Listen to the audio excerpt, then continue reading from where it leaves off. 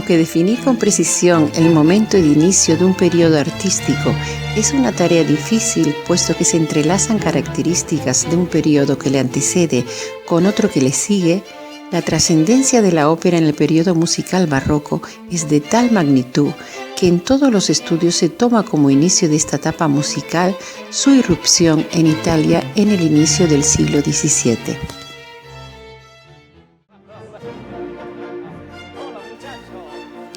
Mientras que la zarzuela en general es una forma musical de marcado acento español que se desarrolló en la misma corriente cultural y que aun siendo una forma musical diferente, guarda ciertas semejanzas con la ópera.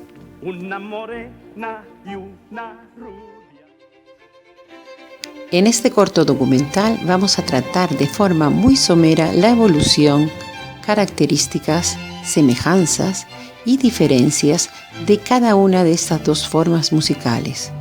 La primera, por tener una importancia crucial en la música barroca de toda Europa, y la segunda, por su importancia e influencia en España. La ópera es una obra dramática musical profana, para voz y acompañamiento instrumental, que se representa en un espacio escénico y en la que todas o la mayor parte de las palabras son cantadas.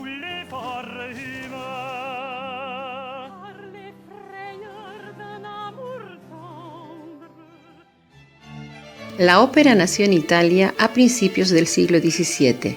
En las obras precursoras de Peri y Monteverdi, el canto, siempre monódico, se acompañaba por el bajo continuo. Es en Florencia, a finales del siglo XVI, donde nació un movimiento artístico integrado por un grupo de artistas e intelectuales a los que se les conocerá como la Camerata Fiorentina.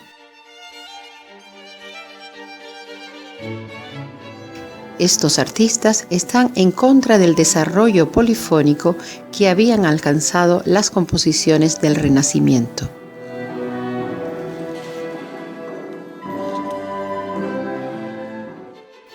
Los artistas de la Camerata buscaban un género capaz de abarcar todas las formas artísticas posibles y sobre esta base se desarrolló el nuevo género, la ópera, como la obra de arte total, ya que va a reunir en una sola forma a las distintas artes, poesía, música, teatro, danza, etc. En sus orígenes, la ópera fue una manifestación de poder y magnificencia de la aristocracia, que se ejecutaba tan solo en las moradas de los nobles opulentos. La mayoría de estos nobles del periodo barroco poseían sus propios músicos, cantantes e incluso compositores. La ópera se convirtió en el género más representativo de la época, ya que lograba una gran expresividad gracias a la unión ideal entre música y palabra, consolidándose como una de las formas con más protagonismo a lo largo de los posteriores siglos.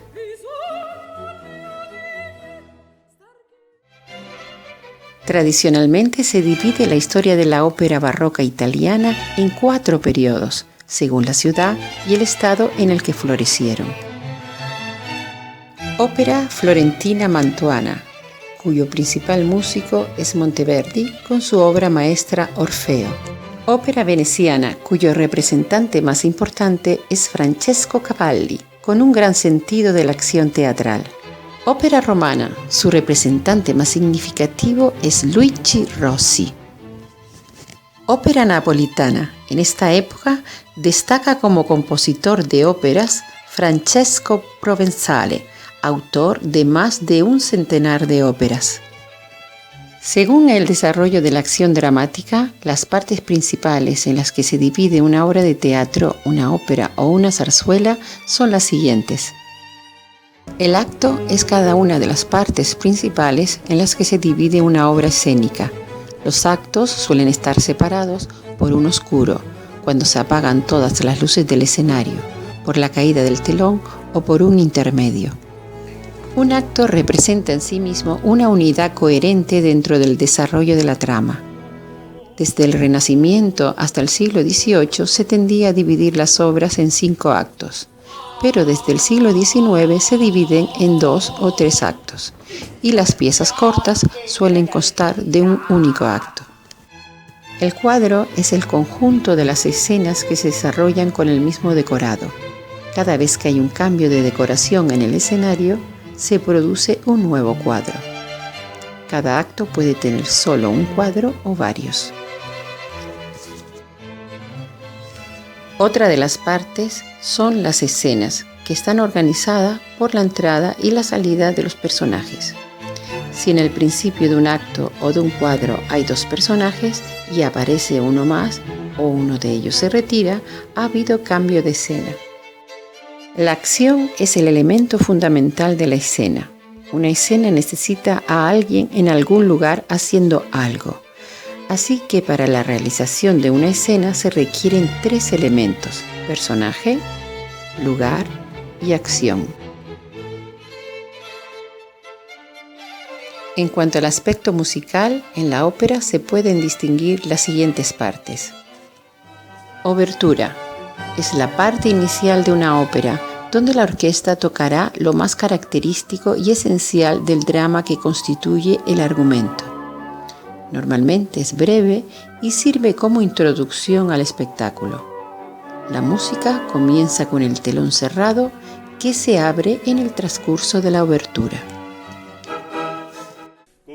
Los recitativos son las partes en las que se declama musicalmente.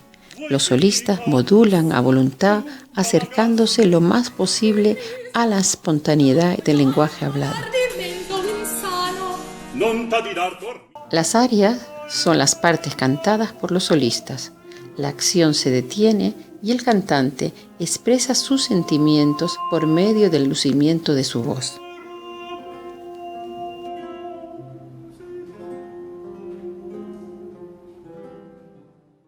El dúo es una pieza en la que intervienen 2 solistas cantando, unas veces por separado y otras juntos. Además, dependiendo el número de voces, estará el terceto, cuarteto, quinteto, etc. Concertante es la denominación de raigambre operística que se da a una pieza, casi siempre colocada al final de un acto, en las que intervienen todos o casi todos los personajes, y también el coro. Los coros están formados por un numeroso grupo de personajes que cantan una pieza de la ópera y que desempeñan un papel fundamental dentro de ella.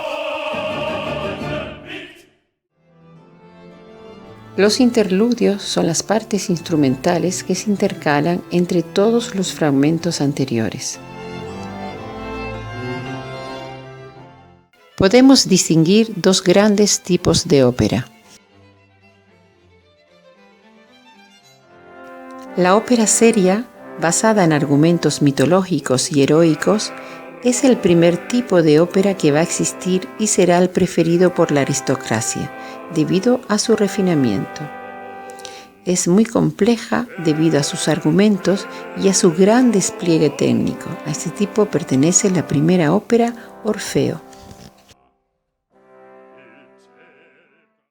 La ópera bufa es posterior a la seria. Los argumentos son cotidianos y fáciles de entender. El despliegue de medios de este género no es demasiado grande y se convertirá en la ópera preferida del pueblo, ya que además de ser más asequible económicamente y más fácil de entender para todo tipo de personas, era bastante típico que el argumento fuese una crítica social hacia las clases poderosas. La primera ópera de este tipo fue escrita por un autor italiano llamado Giovanni Battista Pergolesi, titulada La Serva Padrona en 1733.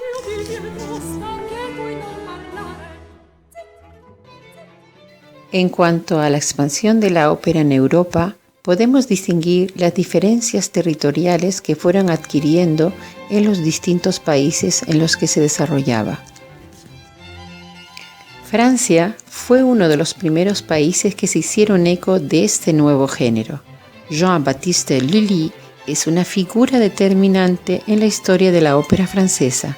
Creó un estilo lírico nacional que unificaba el ballet, manifestación de gran prestigio en Francia, y la ópera italiana, adaptándola al gusto francés, con un gran despliegue de medios en sus creaciones. Así nació la tragedia lírica.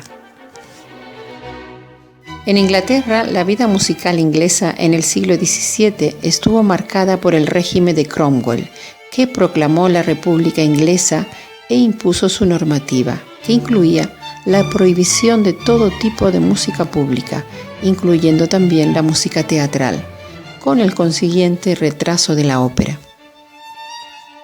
Instaurada la monarquía por Carlos II de Inglaterra, la influencia francesa se hizo sentir en todo su reinado y también en el terreno cultural.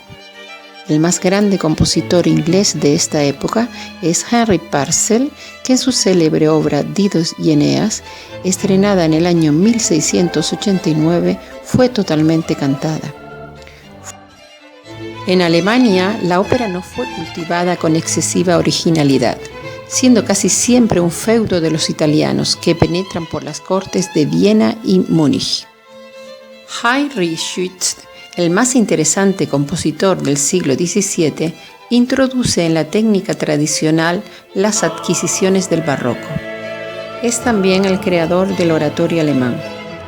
España, como país que tenía dominios en tierras italianas, no es extraño que la forma musical más novedosa del momento llegase pronto a España. Las circunstancias económicas de la corte española bajo el reinado de Felipe IV no eran las más propicias para el desarrollo de este género debido a su alto costo. Sin embargo, este monarca, que era gran amante del teatro, se rodeó de algunas representaciones del teatro musical. Se creará un género que se denominará zarzuela, cuya característica más significativa será la sucesión de partes cantadas y habladas.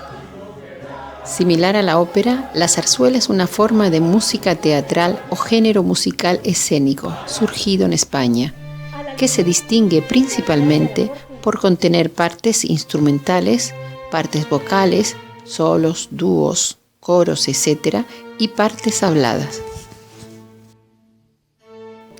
Desde el comienzo del género, la diferencia fundamental con la ópera radica precisamente en que la zarzuela usa texto hablado y cantado.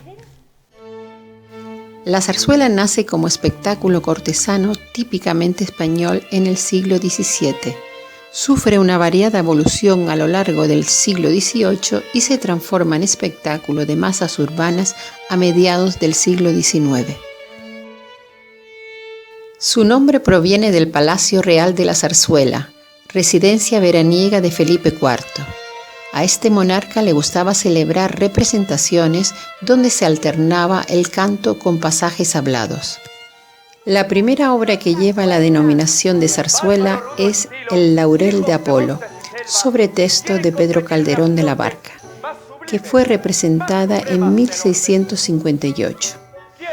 Y tal como él indicaba, introdujo la zarzuela como género representado que incorporaba canciones con las que se expresaban algunos personajes, donde el peso del texto literario es de suma importancia, hasta tal punto que los intérpretes de las partes solistas eran actrices cantantes que no conocían la técnica vocal operística. Pero la primera zarzuela de la que se conserva suficiente música como para tener una idea clara de cómo era el género en el siglo XVII y en los que aparecen algunos de los signos de identidad de la música española fue Los celos hacen estrellas, de Juan Hidalgo, sobre un texto de Juan Vélez de Guevara, obra interpretada en 1672. En estas primeras zarzuelas barrocas podemos observar una clara influencia de la ópera italiana, aunque en España se aportan los ritmos y melodías típicas españolas. La zarzuela tuvo su auge a finales del siglo XVII y decayó en el siglo XVIII, debido a la invasión de música italiana durante la época de los primeros Borbones. Felipe V prefería la música cantada en italiano al desconocer la lengua española. La zarzuela tuvo que dejar paso a la ópera. Con su sucesor al trono, Fernando VI, aumenta el esplendor de la ópera italiana y el hundimiento de la zarzuela. No solo la música no era de inspiración española, sino que los textos en que se apoyaba eran en su totalidad italianos, y el castellano desapareció prácticamente de la lírica que se producía en la corte española. A Fernando VI le sucede Carlos III, que no es muy aficionado a la música italiana, prefiere las óperas menores, las zarzuelas mitológicas y costumbristas. Según avanza el siglo XVIII, la zarzuela se va convirtiendo en el género preferido por el público de los corrales y de los teatros municipales que surgen en Madrid. Es en 1851 un año decisivo para los rumbos del teatro lírico español con el estreno de la obra Jugar con Fuego, del compositor Francisco Asenjo Barbieri. A partir del estreno de Jugar con Fuego, la zarzuela restaurada en 3 actos se convierte en lo que se denomina zarzuela grande y se desarrollará hasta finales de siglo. Tras el exilio de Isabel II, tras la Revolución de 1868, la gloriosa, y en la que se instaura la Primera República Española, el país entró en una profunda crisis y el pueblo ya no podía asistir a los teatros para ver la zarzuela. Fue entonces cuando el Teatro Variedades de Madrid tuvo la idea de reducir el precio del espectáculo y al mismo tiempo la duración de la representación. Una función teatral duraba por aquel entonces 4 horas y se redujo a 1 hora.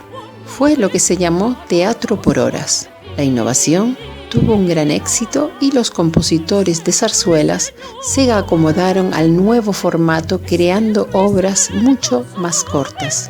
El abaratamiento del coste de las localidades posibilitó el acceso a estos espectáculos a las clases humildes que abarrotaron el teatro.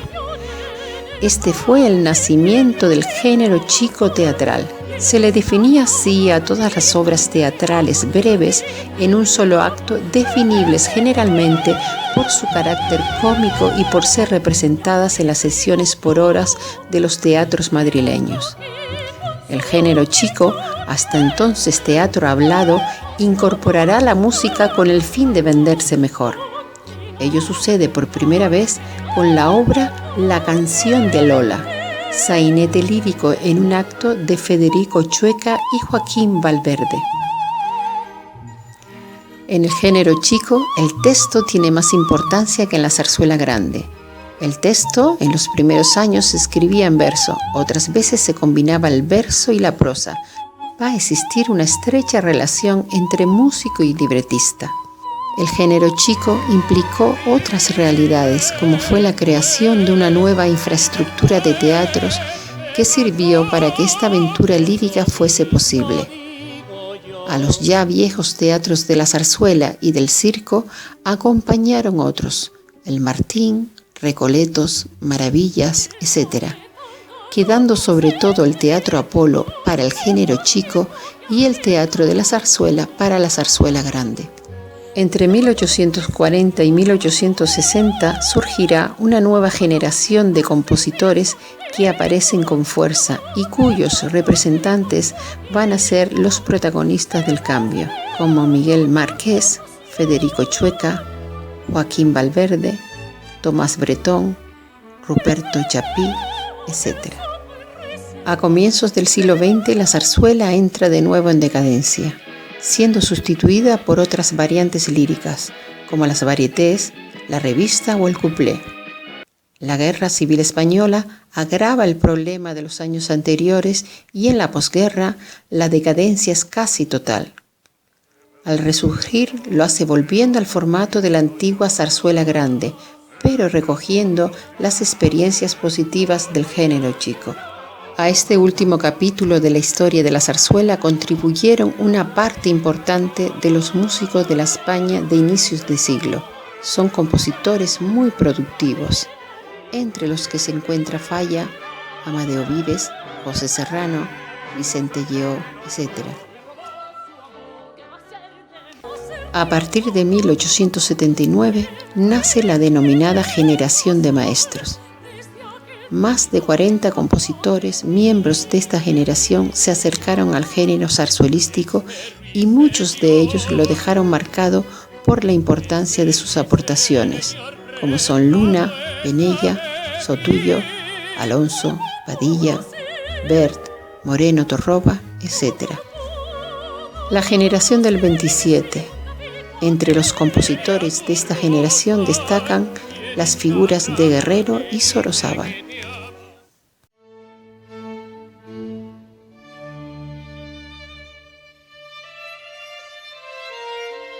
Siempre se ha querido comparar a la zarzuela con la ópera, sin tener en cuenta que, aunque ambos son teatro cantado, son distintos géneros musicales.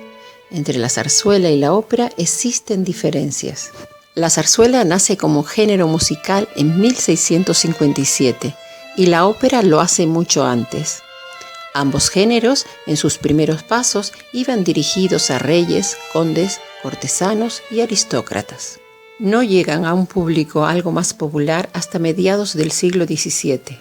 La zarzuela incluye a menudo cantos, danzas y bailes populares que el pueblo asimila como suyo. La zarzuela tiene carácter popular.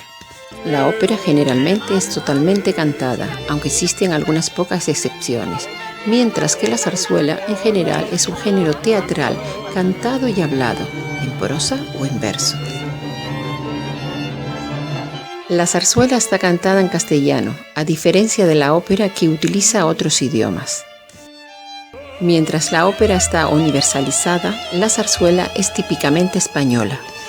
Mientras en la zarzuela generalmente se desarrollan temas con abundantes pasajes humorísticos, generalmente relacionados con el ambiente popular, rural, costumbrista, regional o castizos urbanos, en la ópera se significan historias basadas generalmente en hechos mitológicos, históricos o en novelas célebres. En la zarzuela se produce un tratamiento de las voces similar al de la ópera, pero además debe centrarse en los aspectos expresivos del lenguaje hablado. En la zarzuela, el personaje principal masculino suele ser un barítono, mientras que en la ópera suele ser un tenor.